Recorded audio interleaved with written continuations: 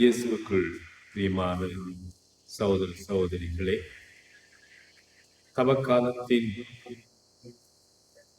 நாட்களிலே நாங்கள் பயணித்து இன்று குருத்தோலை ஞாயிறு 6வது ஞாயிற்றுக்கிழமை. இன்னும் நம்முடைய உள்ளரங்கமான பயணத்திலே, இயேசுவை நோக்கிய பயணத்திலே நாங்கள் உள்ளரங்க பயணத்தை ஆழப்படுத்துகிறோம்.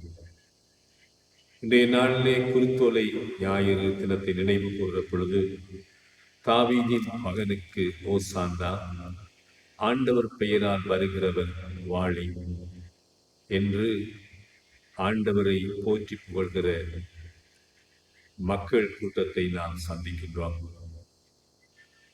இந்த வாரத்துக்குள்ளே இன்னும் நெருக்கமாக எருசலேமை நோக்கி நாங்கள் பயணிக்கிற பொழுது, என்ன விதமான மனநிலையோடு நாங்கள் பயணிக்க வேண்டும் என்பதை இயேசு நமக்கு கற்றுத்தருகின்றார்.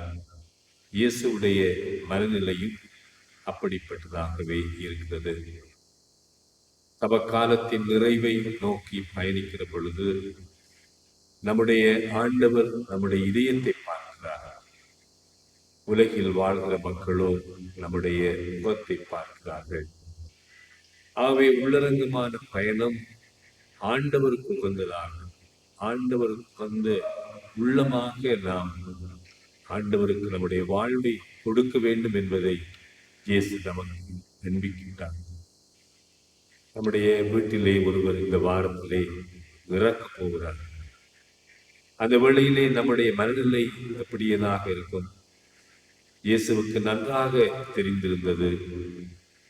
அவர் இன்னும் சில நாட்களிலே அவர் சிலுவையிலே மரிக்கப் போகிறார் என்று இயேசுவை பார்த்து ஆண்டவரின் மகனுக்கு ஓசானா ஓசானா என்று பாடுகிற அதே மக்கள் கூட்டம் வெள்ளிக்கிழமை இயேசு இறக்கும் அந்த நாட்களிலே சொல்வார்கள், இவரை சிலுவையில் அறையும், இவரை சிலுவையில் அறையும். ஆகவே இயேசுடைய மனநிலை தந்தையினுடைய மனநிலையாக, அன்பின் மனநிலையாக, மன்னிப்பின் மனநிலையாக, அவருடைய இதயம் ஆண்டவருக்காக தம்மை தியாகம் செய்கிற மனநிலையாக இருந்ததை நாம் அறிவோம். ஆகவே இந்த குருத்தோலை ஞாயிறு தினம் இந்த புனித வாரத்துக்குள்ளே கால் பதிக்கிற பொழுது இயேசுவினுடைய அதே மனநிலையோடு அன்பானவர்களே நாங்கள் பயணிக்க அழைக்கப்படுகிறோம்.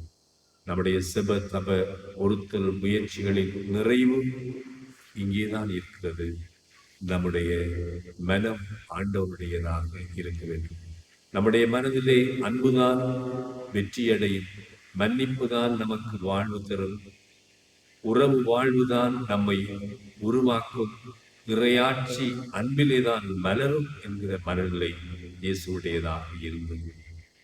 அவைதான் 2ஆம் உலக யுத்தம் நடந்த காலத்திலே ஜெர்மனிய தேசம் 2ஆக பிரிந்தது. ஒரு திசையில இருந்தவர்கள் கழிவு பொருட்களை, மக்களுக்கு உதவாத பொருட்களை எதிர் திசையிலே உள்ளவர்களுக்கு வந்து கொட்டி சென்றார்கள். அதற்கு எதிராக வாழ்ந்தவர்கள் மக்களுக்குரிய நல்ல பொருட்களை ஏழைகளுக்கு, சிறுவர்களுக்கு, நோயாளர்களுக்கு, போரினால் பாதிக்கப்பட்டவர்களுக்குரிய பொருட்களை அடுக்கி வைத்து அவர்கள் ஒரு வார்த்தை எழுதிவிட்டு சென்றார்கள், you give what you have, he gives what he has. நம்முடைய மனதிலே என்ன இருக்கிறதோ அதைத்தான் நாம் இந்த புனித வாரத்திலே அனுபவிக்க முடியும். இயேசுவோடு சேர்ந்து நாங்கள் பயணிப்போம். அன்பையும் மன்னிப்பையும் இரக்கத்தையும் வாழ்வோம். இயேசுவுக்காக நாம் இதையும் செய்ய, அவருக்காக வாழ, அவருக்காக பாடுபட, அவருக்காக இறக்க இந்த ஜூபிலியின் ஆண்டிலே எதிர்நோக்கின் பயணத்திலே இயேசுவோடு சேர்ந்து நாம் பயணிப்போம். இறைவன் எங்கள் ஒவ்வொருவரையும் ஆசீர்வதிப்பார்.